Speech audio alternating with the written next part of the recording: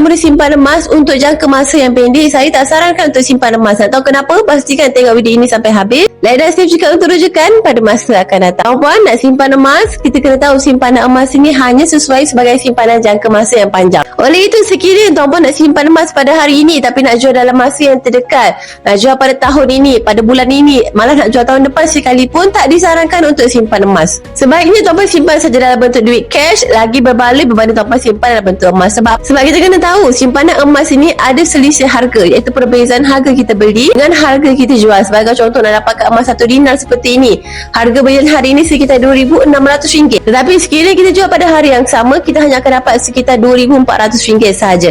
Perbezaan harga jual dengan beli inilah dipanggil sebagai selisih harga.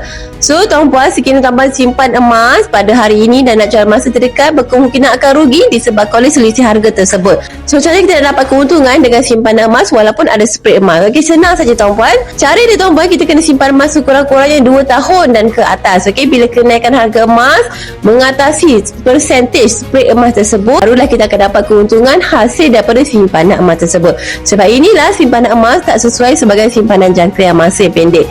So tuan-puan, sebaiknya tuan-puan adakan simpanan cash dahulu sebagai simpanan short term untuk kegunaan bawah 2 tahun, dan tuan-puan juga simpanan emas untuk simpanan long term, untuk simpanan yang lebih 2 tahun dan ke atas. So tuan-puan yang baru nak mulakan menyimpan emas untuk simpanan jangka masa panjang, boleh terus klik link dekat profil saya untuk daftar akaun emas hari ini secara percuma. Atau tuan-puan ada persoalan nak tanya, boleh kontak saya dekat nombor ini untuk saya bantu tuan-puan daftar akaun emas hari ini secara percuma sahaja. Saya kata macam biasalah, last month nak simpan emas.